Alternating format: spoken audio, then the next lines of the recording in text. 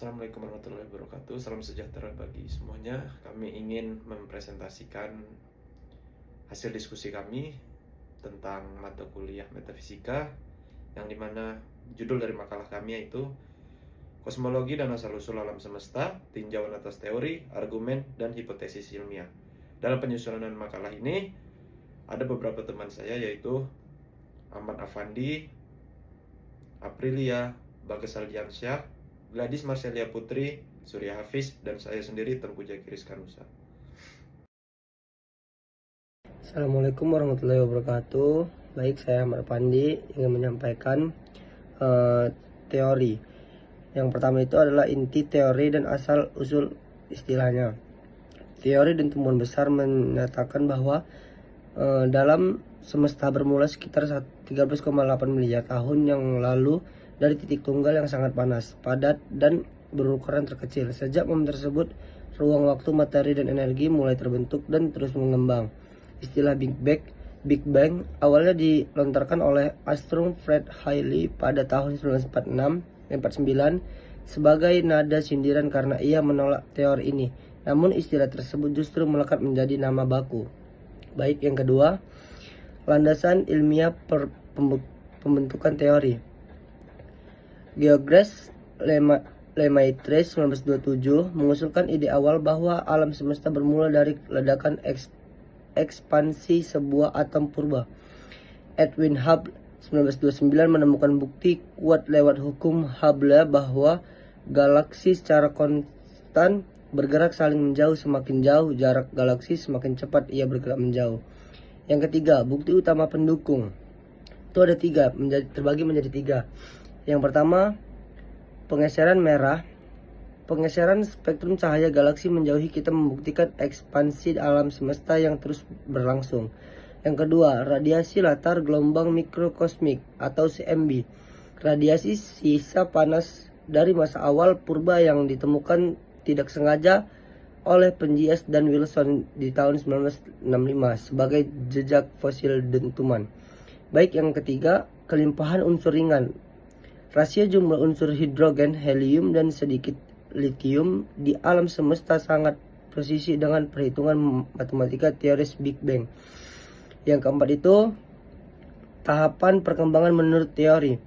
Perkembangan alam semesta melalui beberapa fase penting, yaitu era Planck atau fase awal ekstrim yang belum sepenuhnya terjelaskan oleh hukum fisika modern. Diikuti oleh inflasi kosmik, pengembangan super cepat yang meratakan dalam semesta.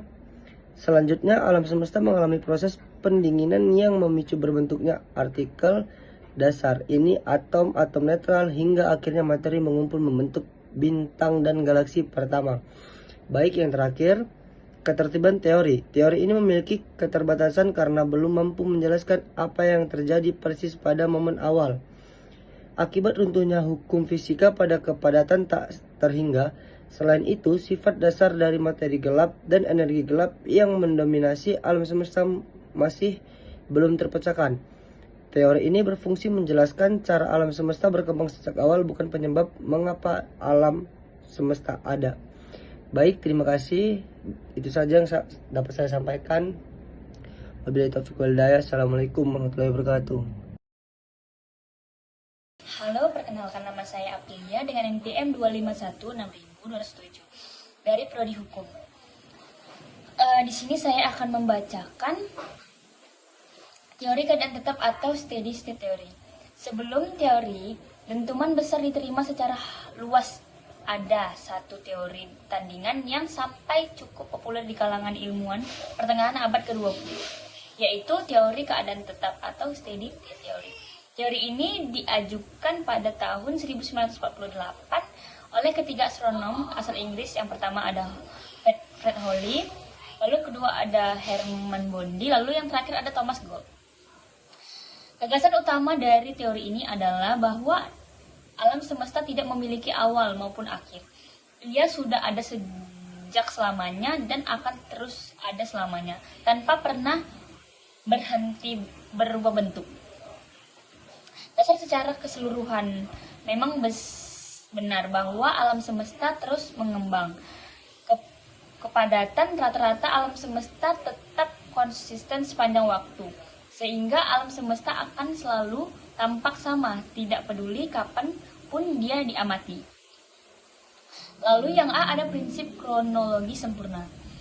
Teori keadaan tetap berpijak pada yang disebut prinsip kronologi sempurna atau perfect cosmological principle. Prinsip ini menyatakan bahwa alam semesta bukan hanya tampak sama di setiap tempat atau homogen. Lalu yang B, ada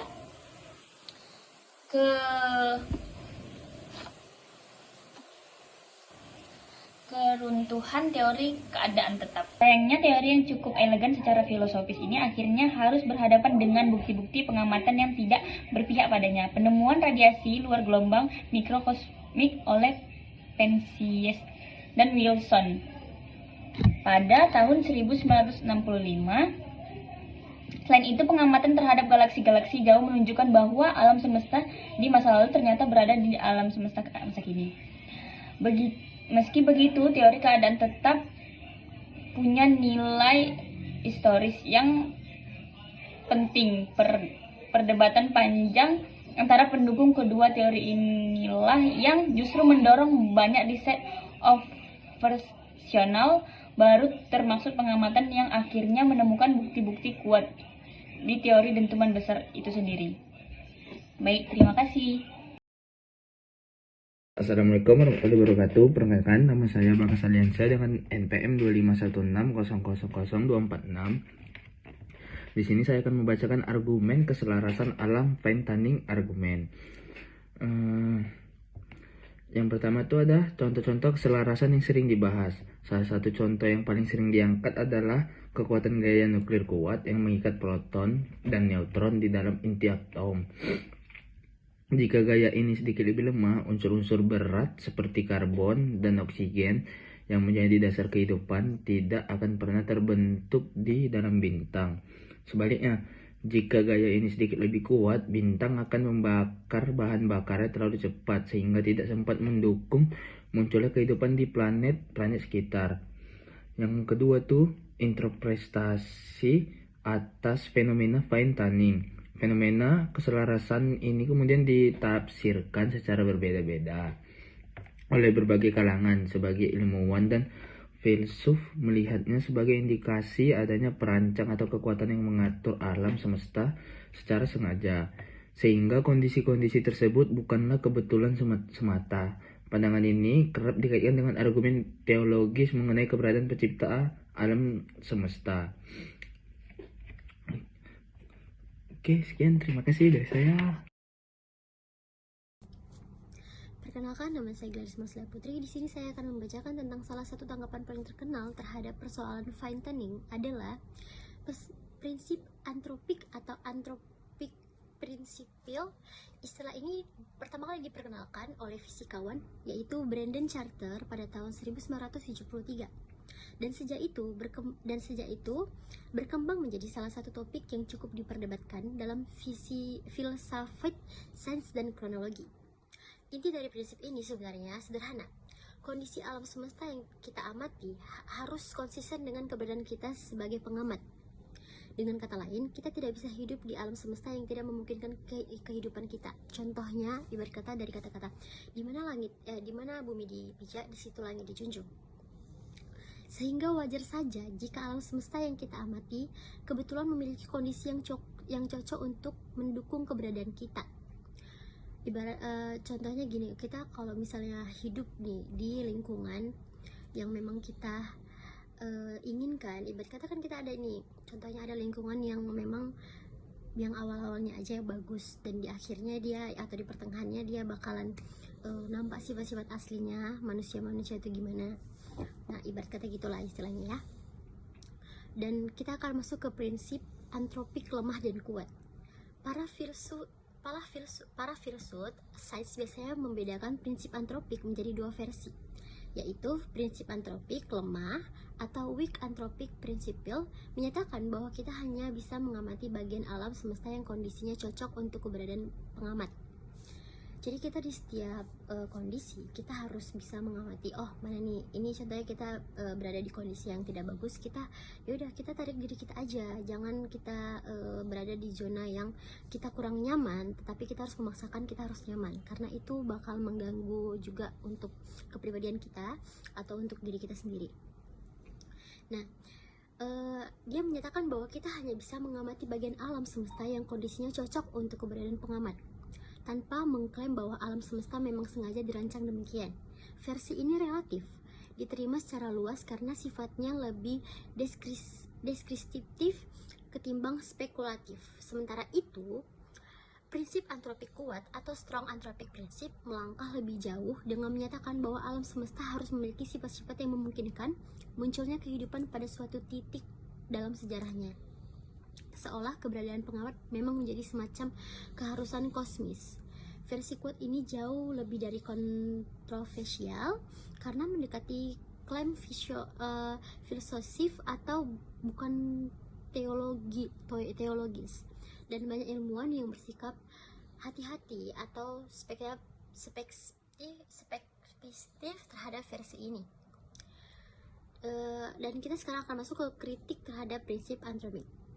Prinsip antropik tidak luput dan dari kritikan. Sebagian ilmuwan menilai prinsip ini lebih merupakan pernyataan yang benar secara logis, namun kurang memberikan penjelasan akibat yang sesungguhnya, semacam menjawab pertanyaan mengapa alam semesta seperti ini dengan jawaban karena kalau tidak seperti ini kita tidak akan hidup, meskipun itu tidak benar.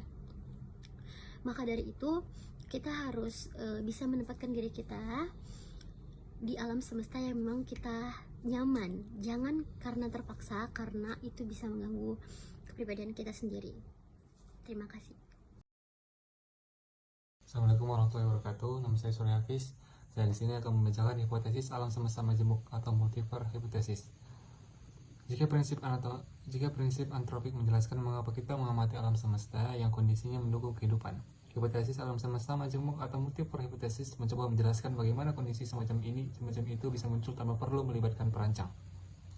Secara sederhana, hipotesis ini menyatakan bahwa alam semesta yang kita huni bukan satu-satunya, melainkan salah satu dari sekian banyak yang mungkin tak terhingga. Alam semesta lain masing-masing memiliki hukum fisika dan konstanta yang berbeda-beda. Beberapa model alam semesta majemuk. Ada beberapa model yang diajukan untuk menjelaskan bagaimana multiverse ini bisa terbentuk. Salah satunya yang paling banyak dibahas adalah model inflasi abadi yang dikembangkan antara lain oleh Alan Guth dan Andre Linde.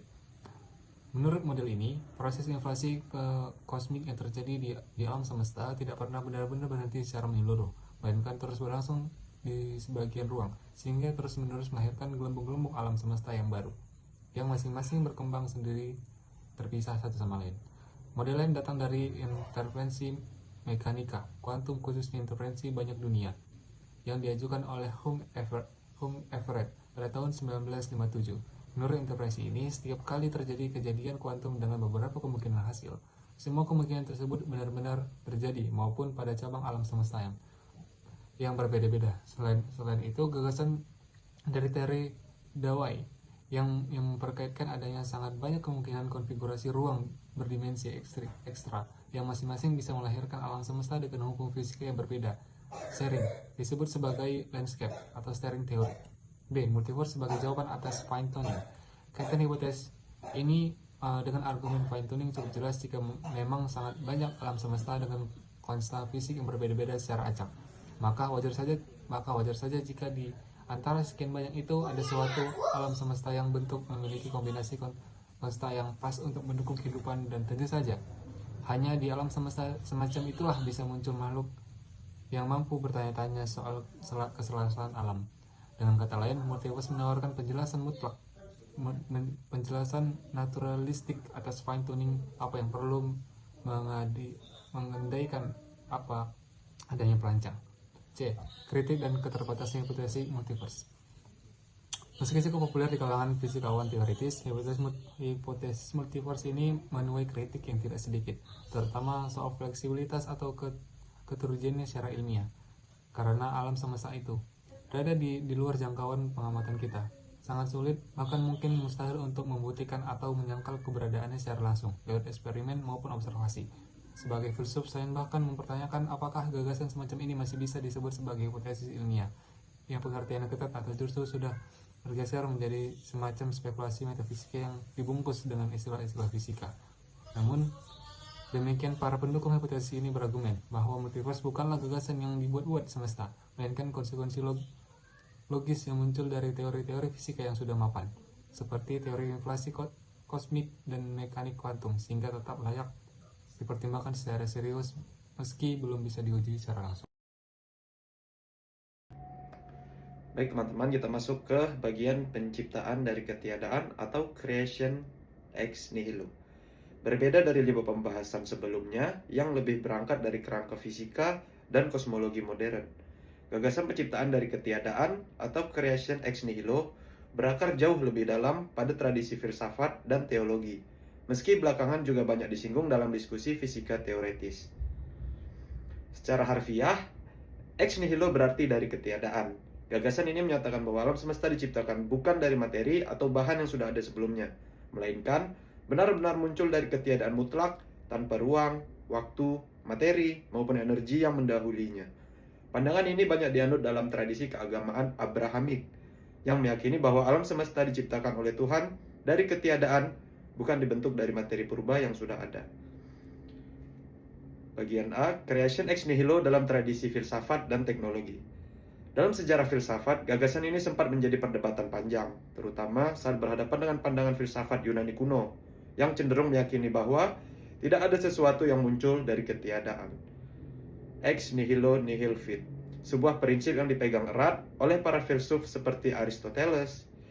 Para teologi Abrahamik kemudian mengembangkan argumen tersendiri untuk menjelaskan bahwa penciptaan dari ketiadaan bukanlah pelanggaran terhadap akal sehat, melainkan justru menegaskan kekuasaan pencipta yang tidak terbatas oleh materi yang sudah ada sebelumnya. Argumen kosmologi kalam yang dipopulerkan kembali oleh filsuf William Lane Craig menjadi salah satu bentuk paling terkenal dari penalaran filosofis mengenai penciptaan dari ketiadaan. Argumen ini secara sederhana menyatakan bahwa segala sesuatu yang mulai ada pasti memiliki sebab. Alam semesta mulai ada, sehingga alam semesta pasti memiliki sebab atas keberadaannya. Dan sebab tersebutlah haruslah berada di luar ruang dan waktu, karena ruang dan waktu sendiri baru muncul bersamaan dengan alam semesta.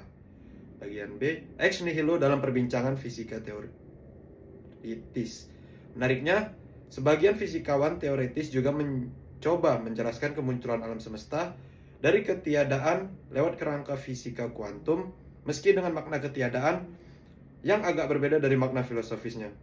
Dalam gagasan semacam ini, ketiadaan tidak terlalu berarti benar-benar tanpa apapun, melainkan merujuk pada semacam kondisi kuantum kosong atau quantum vacuum yang tetap tunduk pada hukum fisika meski tidak mengandung ruang, waktu, atau materi dalam pengertian konvensional.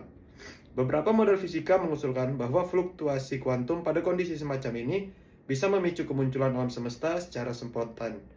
Gagasan semacam ini kerap menimbulkan perdebatan tajam, terutama karena para filsuf sering mempertanyakan apakah ketiadaan dalam pengertian fisika kuantum benar-benar setara dengan ketiadaan mutlak dalam pengertian filosofis. Jika kondisi kuantum tersebut tetap tunduk pada hukum fisika tertentu, sebagian pihak berargumen bahwa itu sebenarnya bukan ketiadaan dalam arti yang sesungguhnya, melainkan tetap merupakan sesuatu yang memiliki struktur dan aturan. Perdebatan semacam inilah yang membuat topik creation ex nihilo tetap relevan, dibahas lintas disiplin, baik dari sisi fisika, filsafat, maupun teologi hingga sekarang. Terima kasih. Sekian materi dari kami. Jika ada kesalahan kata, kami mohon maaf. Assalamualaikum warahmatullahi wabarakatuh.